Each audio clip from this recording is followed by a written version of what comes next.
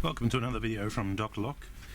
Just after Christmas, I didn't do any videos over Christmas because basically it's Christmas, and if it wasn't for every single person who I humanly came into contact with, even parking officers, everybody wishing everybody a Merry Christmas, and if it wasn't for that, I don't think I would have had a Merry Christmas. It needed to be repeated to me over and over and over by everybody in the human race that you come in contact with. Don't know why, but it just seems to be the Christmas thing, you know? Here's a parking ticket. Merry Christmas. Oh, I just reversed into your car. Here's my details, and make sure you have a great Christmas. So anyway, had a good Christmas. Back now. Ordered a couple of things from China that I was going to look at, and a couple of them came in today, so I thought I'd have a quick little look. We're going to look at this zoom lens, cellular phone zoom lens for people of 8 years and over. So I thought, you know, that might be something interesting to look at. Now, with the zoom lens, it from what it looked like on the actual instructions and things, it looked like it was well worth sort of having a look. So I bought a couple, and if they're good, they're good. If they're not, they're not. So I'm going to see if I can apply them for the locksmithing application that I bought them from, intended to do. Now, if you do have eyesight problems, as a lot of people do when they get older and you're always squinting and looking at things, I thought, you know, with all the new technology, there's probably a few aids out there that can make it a little bit easier when decoding locks. Decoding locks is especially a hard one when you're looking into a barrel and you're trying to work out, you know, what the combination is and what's in here. You actually have to get like a little scope, and a little scope with a needle on the back, push them and pull them and read the heights. Now, the smallest of differences makes a lot of difference, and it's very hard to get a very accurate read. Most people have to do it a few times and use their impressioning skills to kind of bring it to what they need it to be. So by getting a good read definitely would make a bit of a difference. This particular cylinder here we'll be working on shortly, but this is the product here I wanted to look at. Now, you do have a few options. There's other scopes that I've used which basically have a needle on the end, and it's just like one of those ear scopes where basically the scope goes here, the light shines down here, and you put your head behind it. So in all fairness, you need to have your head directly behind it with your eye pointing or looking through that scope on that right angle so that you can get clarity inside the lock. Kind of a little bit hard to do and a little bit frustrating, so yeah, there has to be an easier way, and there is a few tools which I've seen that have come out, so I thought I might try and make a few of those tools. So if you do use a scope and you're having troubles, you can always use these type of glasses here. They have a little light on it. You put multiple lenses in, you know, that can help as well. Or you could use like one of these type of scopes here as well. You know, that's just a piece of plastic. They're all very cheap, 20 bucks. That might help you as well. But if none of that sort of works, I thought I'd look at these ones here. Now, these ones are basically just a $2-3 one off eBay, straight from China, off the boat, and this is what you get. So they do take little watch or button batteries, which will probably be more expensive than the actual product when they need to be replaced. I'll just put that over there, but that's the way it is. Now, when I look at it, it's got a little clearing in the middle here for where the cell phone goes, and when you pull this back, you can see the light actually switches on. So you don't need to switch anything on. You basically pull it back, slide your mobile phone in there, and clip it together. The quality of this thing is plastic and cheap. I mean, there's nothing really good about it. That's plastic, that's plastic. Push it too hard together or pull it apart too much and it's just going to snap. Two little Phillips head screws here, which inside house the batteries. As you can see there's the batteries. Let's see if I can refocus you there a little bit. Okay, that should be in focus. So when the batteries go dead, yeah, you're up for, does it mention which batteries they are? No, it doesn't. It does mention 30 times magnification. Alright, so let's just pop it on and see how it looks. Now, the idea of this is I was thinking that if I put a needle on the front of it, or some sort of housing, some sort of needle, I might be able to use it as a reader. So what I was thinking about doing is just chopping this one down, milling it in and incorporating that with that, so you get something along the lines of that. So when you put it in, you could just drag your mobile phone behind it, giving you a magnification of 30, which would be really awesome. But when I started to have a look, this is kind of what we're seeing here. So if you can see that there, what I'll do is I'll start recording, so that way we can put it together afterwards. So at the moment, all I can see here is just basically a big black circle with a real bad reflection of light which is coming from the front housing. So I'd need to actually zoom in just a little bit. Then when you put something in front of it, if you hold it right directly to it, right on top of it, you can actually get some sort of clarity there. The more further you go away, the more out of focus it goes, and that's about as good as you're actually going to get. If you zoom in, holding it directly to it, you are getting a little bit more magnification, the smallest of movements, and you're pretty much out of luck. Now that's it zoomed in. So that's actually zoomed in with it touched right up to it, as you can see. Smallest of movements. So the idea of using this as a reader is never going to happen. It's never going to work. We're looking down the barrel there, down the actual plug, and I can't make heads or tails of what it actually is. Even if I zoom back there, I'd be lucky to see the first pin, especially when I pull out. So I'd be hard pushed getting the light where I want it and getting a clear image of the first pin. On saying that too, there is some benefit to this. I mean, I can see that the actual, what I'm looking at, the front, well, the turning of the actual plug, I can see each individual groove that the lathe left when it was turning it on, when it was turning it into that shape, and the cut and the drilling on the actual leading edge on the cylinder. So here's the question: is this any good for reading? No. This product here, no. It's $3 and you get $3 worth. But then I started thinking to myself, well, could it be used for something else? And one of the other things that Locksmith do is impressioning. So being Christmas and all, I scored myself this new impressioning file, because my other impressioning file went walkabouts. Now this one's a pretty cool one, and I'll just give you a size diameter. I had one that was a little bit smaller than this, but it's gone walkabout, so I just bought another one. And this one's brand new, nice and sharp, nice and long. At the tip here, I'm looking about 3mm. Right at the back, I'm looking about 7mm. So 3mm all the way, 7mm round. And in length, it's probably, I don't know, 300 long. So what my thoughts are is, how would this work as an impressioning type of device? If I had, let's say that I didn't have too good eyes, could I put this on my mobile phone, zoom in, and then put my key underneath it, and would I be able to see my identifying impressioning marks?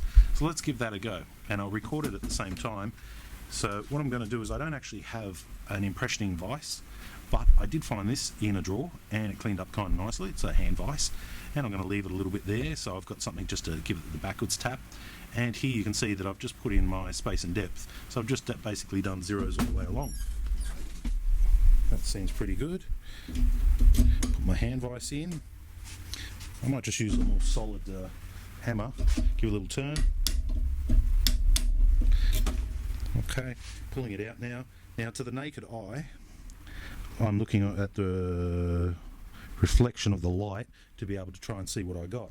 So let's have a look now, and I'll record this. It's zoomed out again. Zoom in, 3.4 magnification plus the 30, and you can see that there.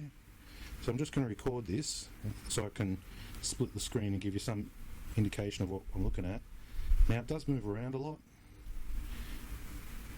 and if you put it right on the right angle, you can even see the stepper marks from the motor of the key machine when the little stepper moves backwards forwards. Okay, I can't get it close enough because I've got this key vise on there. Okay, time to take another quick record of it, just so we can see. Yes, you can see, but the slightest of movement really does muck you up. See if we can get ourselves a nice good impressioning mark. So to the naked eye, oh yeah, lovely one right there. So let's see how that looks now. So you can see that mark right there. That's our first mark. No mark, but I'm starting to see a little bit of a impression there on the ramp. No mark. No mark, and a little bit of a mark down the back there. Looking at it by eye, and once again we've got the second, really giving us a real nice deep mark there. Where's my camera gone? Stop. So basically what's happened is this has come out of alignment, so to realign it you've got to swing it back around until, and then probably zoom out. We have our circle, so we're going to zoom back in again. I'm going to put it on the counter because that seems to be the easiest way. Then I'm going to put my key blank underneath it, get it as high as I can, and that is, okay, so I've got my key blank behind. You guys are actually getting a lot of light there from the lights on the roof. Okay, so I'm just looking over the first cut, and I'm going to record this and I'm going to show it also on the video at the top and zoom in. So you can see that mark right there. That's our first mark. No mark, but I'm starting to see a little bit of a impression there on the ramp. No mark. No mark. And no, oh, a little bit of a mark down the back there. Let's see if we can get that mark down the back to show up a little bit more. And I'll do a full video on actually impressioning. So basically, this mark right here, which you can't see, which I can see right now, clearly shows up. And yes, it does actually work for magnification.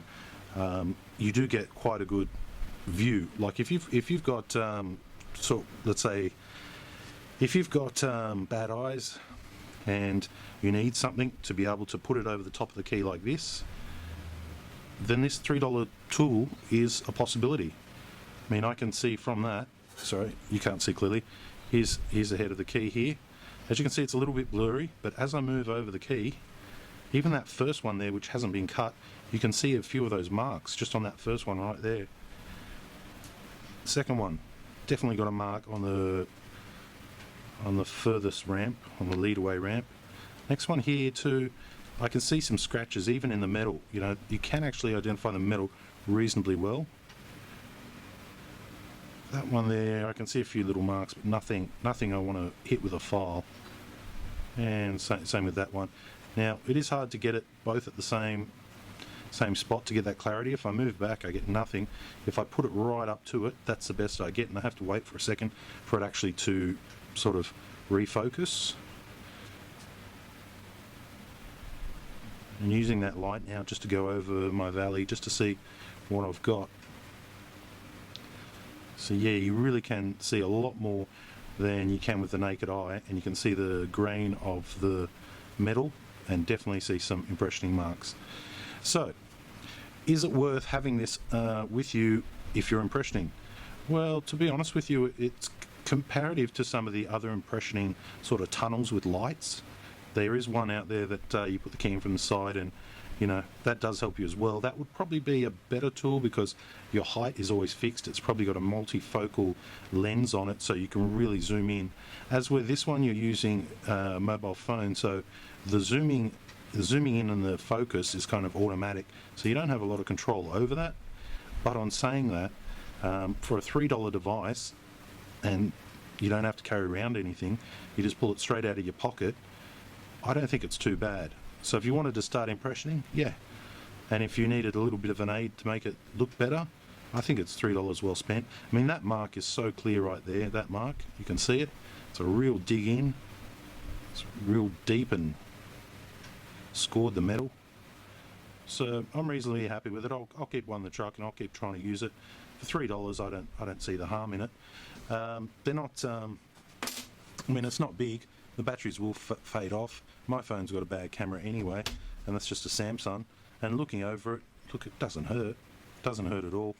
And if you wanted to, you just simply clip it on, hit it with an impressioning file, and you've got something. That's what it looks like when you one-time zoom, and you zoom it in just a little bit. And I'll put my finger underneath it just so you can see.